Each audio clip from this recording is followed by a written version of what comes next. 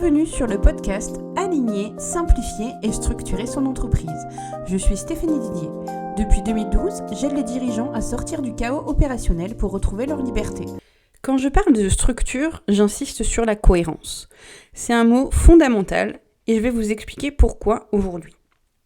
D'après moi, une structure doit être cohérente à plusieurs niveaux. Je vais vous les détailler tout de suite. Le niveau 1, c'est la cohérence avec le profil du dirigeant. Toutes les entreprises doivent être structurées.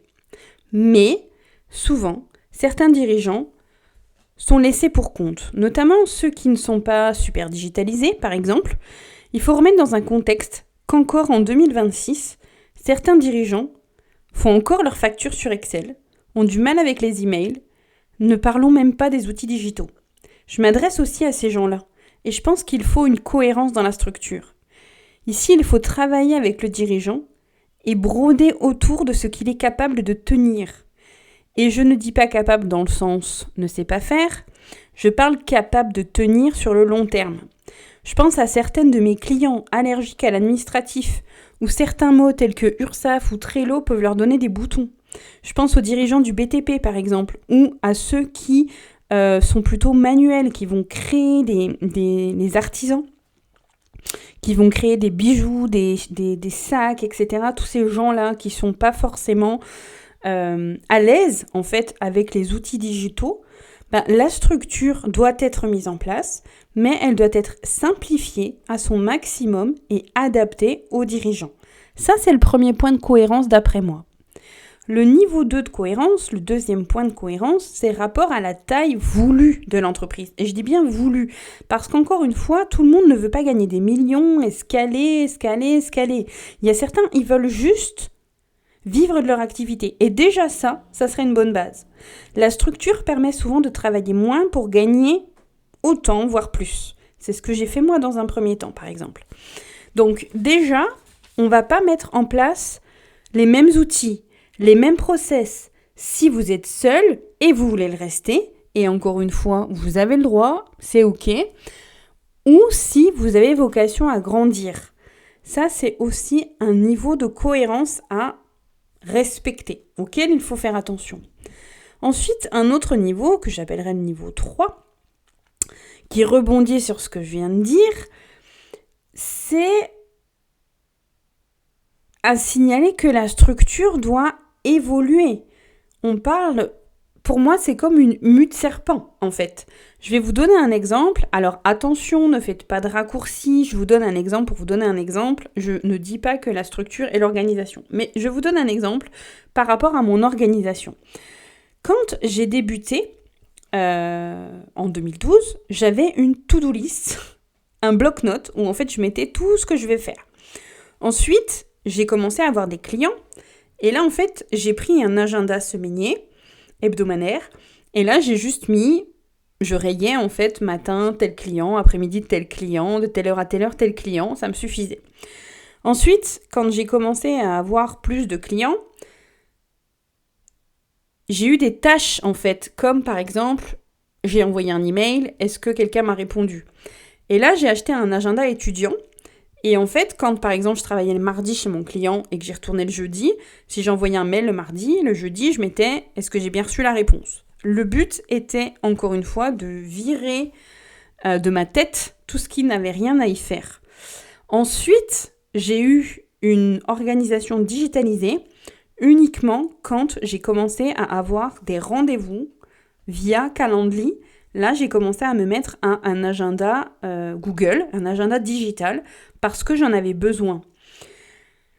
Ce que je veux dire par là, c'est que la structure va s'adapter à l'entreprise, à son évolution, et tout va être en fonction de la vision de l'entreprise.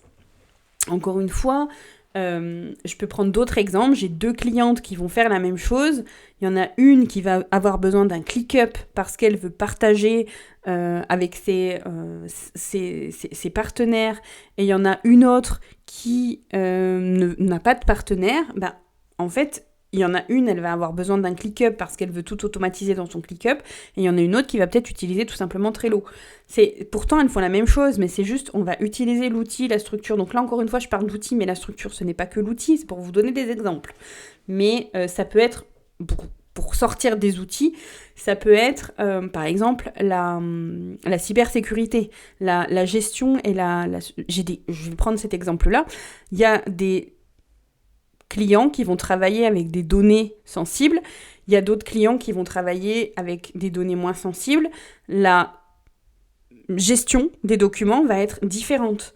Donc en fait, c'est tout ça la structure va s'adapter à l'entreprise. Donc ça, c'est le niveau 3.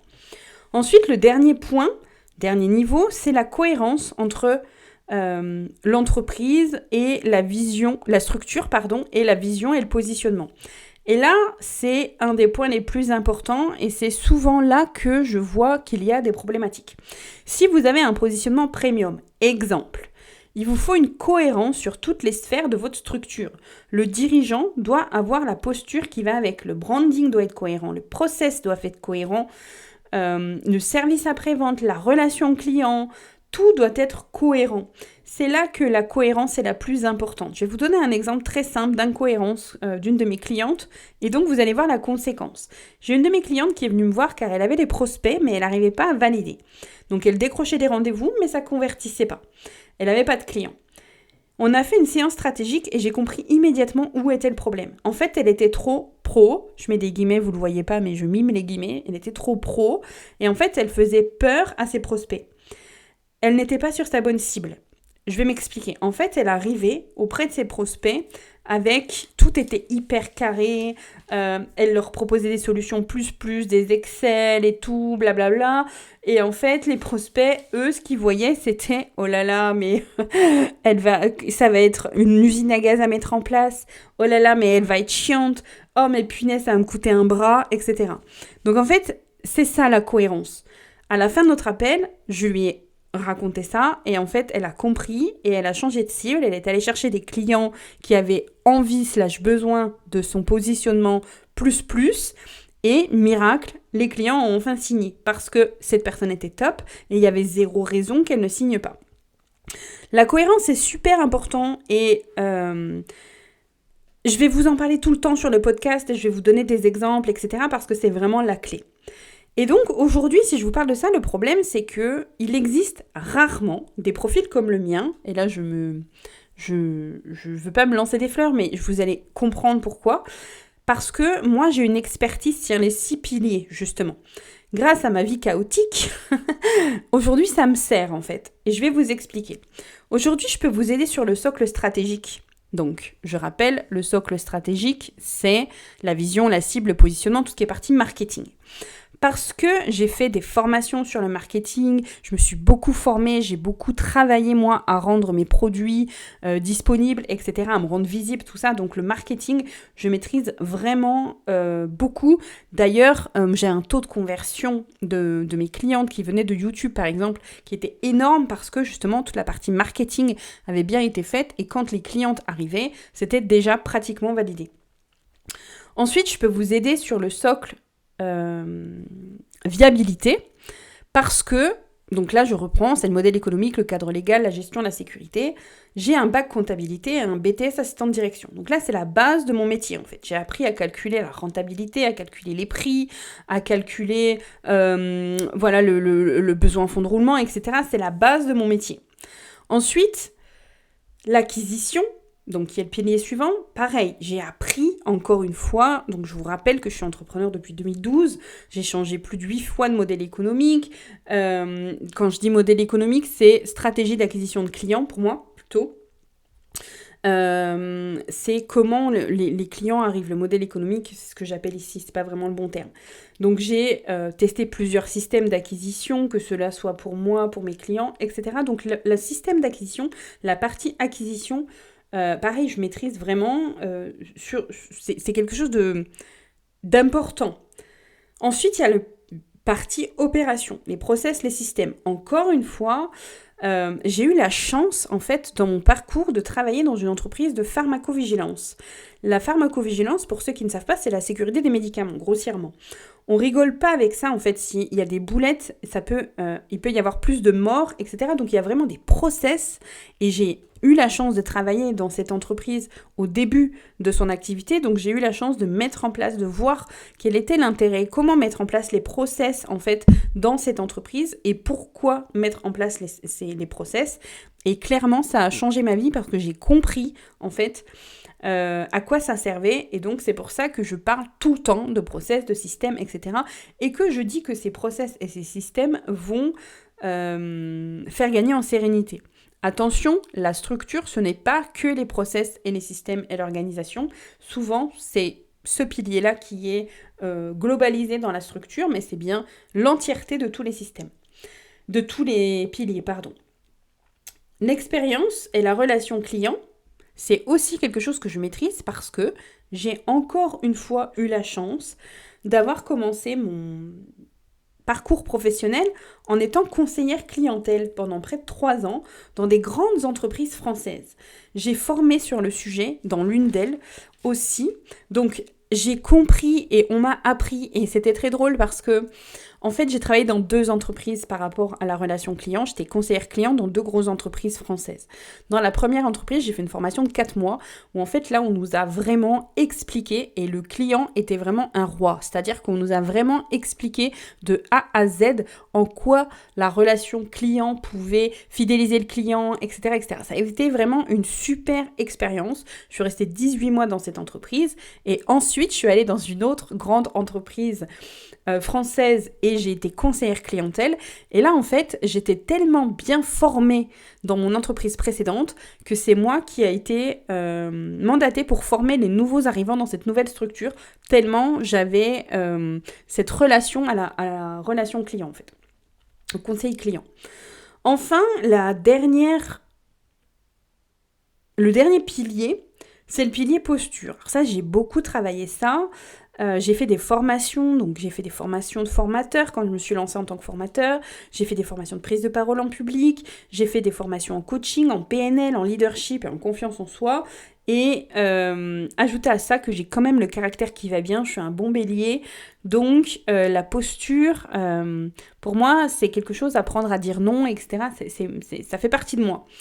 Et j'ai travaillé sur ce point depuis 2018 avec mes clientes en les aidant à améliorer leur posture. Et je vois en fait, encore dernièrement, là j'ai une de mes clientes que j'ai accompagnée à changer sa posture. Et en fait, c'est le jour et la nuit. Et en fait, ça c'est vraiment impressionnant comme ça change vraiment une entreprise, la posture du dirigeant. Donc, voyez que sans me vanter, en fait, j'ai la chance, pour moi c'est vraiment une chance, d'avoir un profil riche qui me permet de vous aider à poser des bases de votre structure. Et là, en fait, je pense que c'est important de venir mettre une précision sur comment je travaille. C'est-à-dire que moi, je viens dans les entreprises mettre en place la structure, le socle de structure, le niveau 1, qui va être la base. Et c'est vraiment qu'il manque déjà beaucoup d'entreprises. Donc déjà, si toutes les entreprises qui ne sont pas structurées acquièrent une structure, déjà, on est bien. Ensuite, quand l'entreprise va grandir, encore une fois, je répète que la structure, c'est une mue, donc vous allez être en phase de lancement. Là, vous n'avez pas besoin de structure parce que de toute façon, ça ne sert à rien de se structurer, vous êtes en phase de lancement, donc... Alors, vous pouvez structurer votre lancement, et ça, c'est un autre problème. Mais être structuré dans votre phase de lancement, le lancement, c'est tester, améliorer, tester, etc. Donc, ça sert à rien de mettre en place des process, ça va changer, ça doit changer, donc là, j'en parle pas. Ensuite, il y a une première phase qui va être la phase où ça va être le premier niveau de chaos, où là, en fait, vous devez vous structurer. C'est à ce moment-là que vous devez vous structurer. C'est à ce moment-là que moi, j'interviens, et c'est à ce moment-là que je viens mettre en place les 6 piliers dans votre entreprise, et là, ça va vous permettre d'acquérir votre prochain niveau de croissance. Après, quand vous allez être structuré, vous allez avoir un prochain niveau de croissance. Et là, peut-être que vous allez avoir besoin d'entrepreneurs spécifiques. Moi, je travaille avec des partenaires. Donc, j'ai des partenaires en cybersécurité, des comptables, des avocats, des fiscalistes, des assistants, des community managers, des spécialistes des ads. Et en fait, je vais, en fonction de l'entreprise, si par exemple on va voir que ton système d'acquisition fonctionne bien et que là on peut mettre de l'ads dessus, moi je vais pas te dire tiens voilà je vais pas bidouiller les ads, moi c'est pas mon métier. Par contre je vais dire voilà telle personne peut t'aider à mettre en place les ads. Par contre moi je peux t'aider à mettre en place le premier système d'acquisition et voir si ça fonctionne. Donc voilà, je trouvais que c'était important de faire cet épisode de podcast pour reposer les choses. Pourquoi je vous parle de cohérence et pourquoi je pense être la bonne personne pour vous accompagner et ce que je peux vous apporter dans l'accompagnement. Donc, pour moi, c'est important de poser ces bases-là parce que ça fait partie de moi de poser les bases, de ma façon de travailler. Donc, n'hésitez pas, si vous avez des questions, à me laisser un commentaire, on peut les voir ici. Et puis, sinon, à me contacter à contact@stephanie-didier.fr. Merci d'avoir écouté ce premier épisode. Si cette vision de la structure résonne en vous, abonnez-vous pour ne pas rater les prochains conseils concrets. On se retrouve la semaine prochaine pour remettre de la clarté dans votre quotidien.